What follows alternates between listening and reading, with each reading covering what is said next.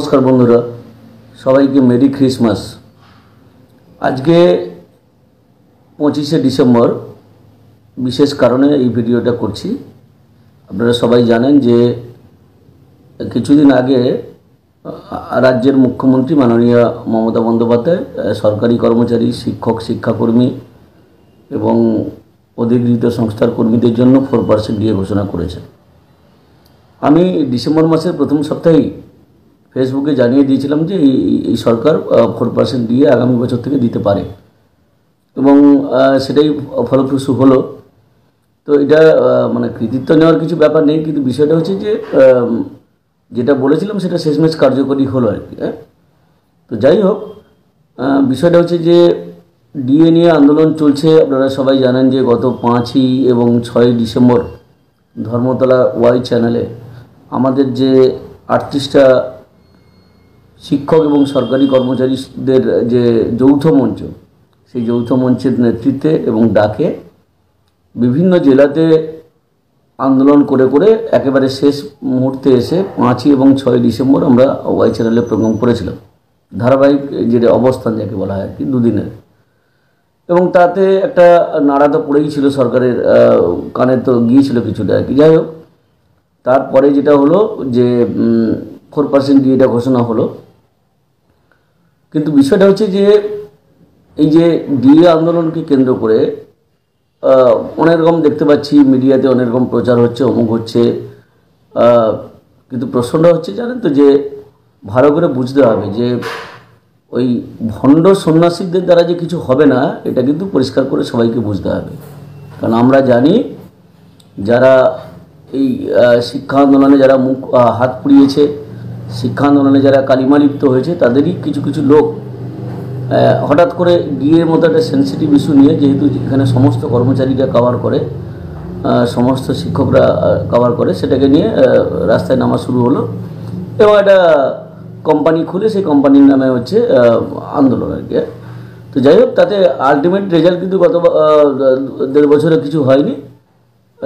তো পরিস্থিতি যেটা গড়াচ্ছে আর কি, যে ডিএটা সবারই দাবি, আমরা সবাই ডিএ আন্দোলনের সঙ্গে যুক্ত আছি বিভিন্ন ফর্মে আর কি। প্রত্যেকটা শিক্ষক সংগঠন ডিএ আন্দোলন করছে, প্রত্যেকটা কর্মচারী আন্দোলন করছে, আবার যৌথ মঞ্চের ডাকেও হচ্ছে।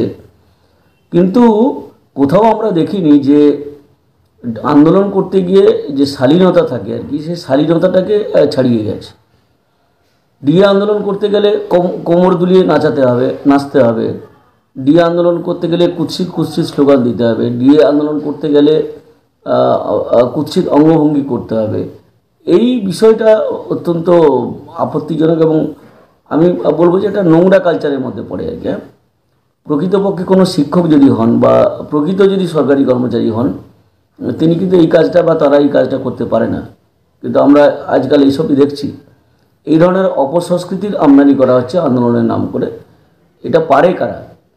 যারা উগ্র রাজনীতিতে বিশ্বাস করে, যারা উগ্রতায় বিশ্বাস করে, তারা এই ধরনের কাজগুলো করতে পারে আর কি। আমাদের তো কখনো মাথায় এই ধরনের ভাবনা আসবে না যে ডিএ আন্দোলন করতে বা কোনো শিক্ষা আন্দোলন করতে গিয়ে কোমর দুলিয়ে নাচতে হবে আর কি, আর কুৎসিত কুৎসিত স্লোগান দিতে হবে, সেটা আমাদের কালচারের মধ্যে পড়ে না।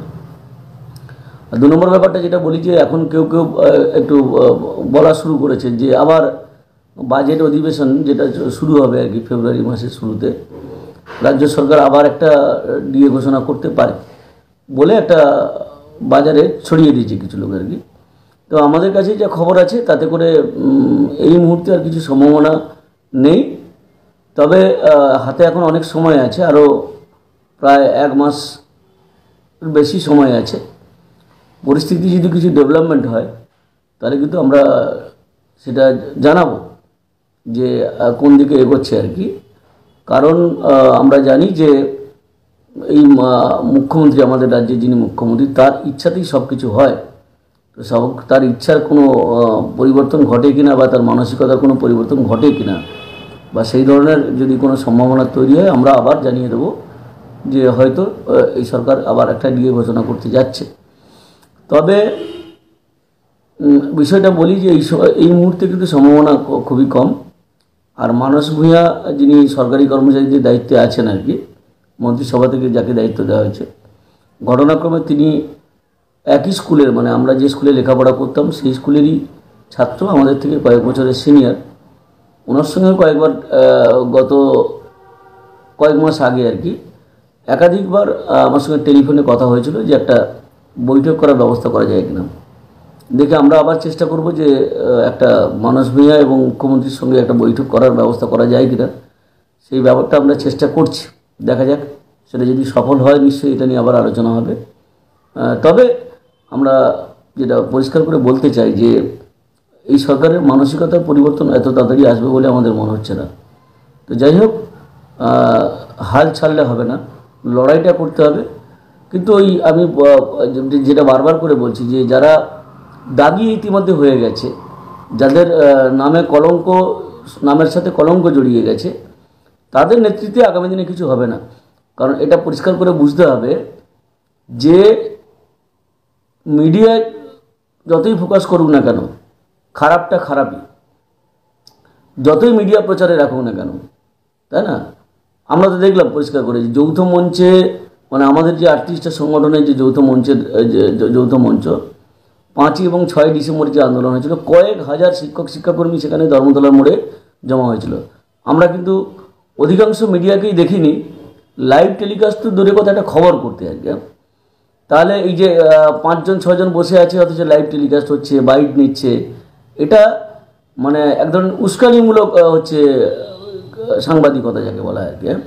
যে আমরা এইটাকে বাঁচিয়ে রাখবো মানে কী কারণে?